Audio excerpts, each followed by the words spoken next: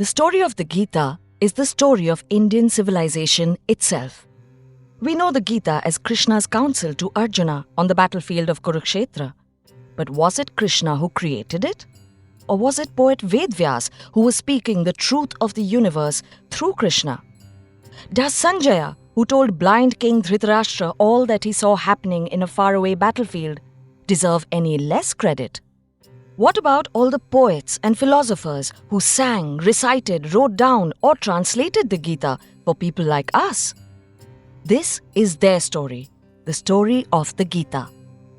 Right before the final confrontation between the Pandavas and the Kauravas, Krishna, who is the universe personified, rescues Arjuna from paralyzing doubt by giving him the essence of Vedic thought, the Bhagavad Gita.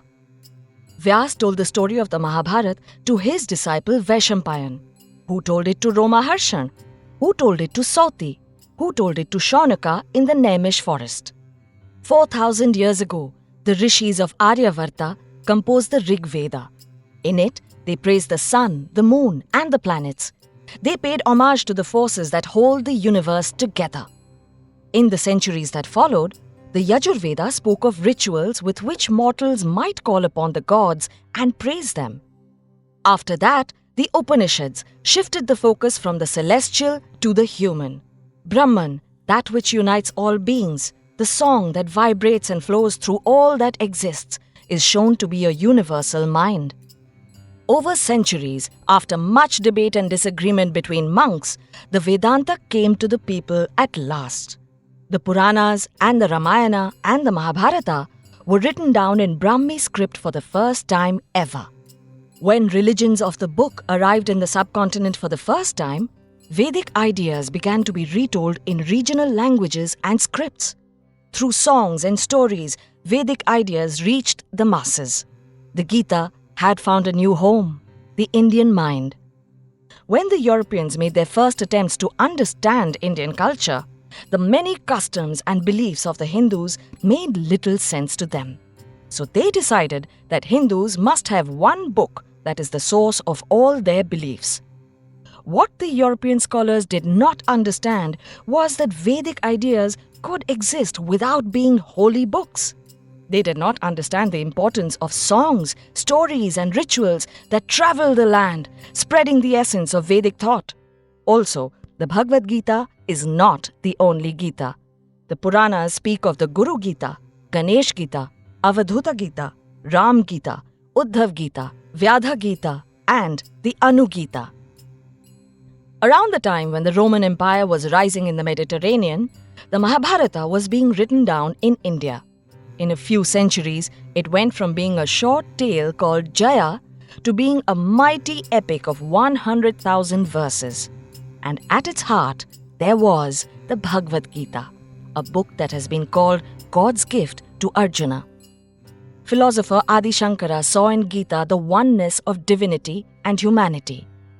Ramanuj and Madhav found in the Gita the difference between the human and the divine. In the 20th century, Mohandas Gandhi, Lokmanya Tilak, and Bhimrao Ambedkar all found different meanings in the Gita. Across the seas, Huxley, Oppenheimer, and even Hitler found their hearts reflected in the Gita. There are as many avatars of the Gita as there are minds that it has touched. While it has lived for long and meant many things to many people, the Gita's message remains as simple as it was when the rishis first contemplated the Vedas. Our world is one of infinite variety and change. Life does not last, neither does death. We see the world as we are. We create meaning by giving shape to emptiness and by creating boundaries to contain the infinite. We create friends and enemies. We create right and wrong. We create our own truth and we let it define us. There are 3 paths that can help us find our way in this world. Karma Yoga, the path of action and acceptance. Bhakti Yoga, the path of devotion and surrender. And Jnana Yoga, the path of knowledge and understanding.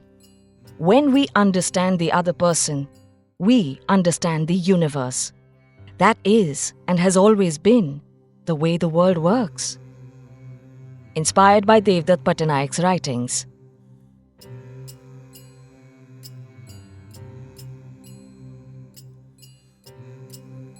His father foretold that he would be the greatest poet known to the world. He became the poet who composed the Mahabharata. Shantanu was in love again. He lost his heart to a fisherman's daughter by the name of Satyavati and asked her to marry him. But Satyavati refused Shantanu, even though he was a king.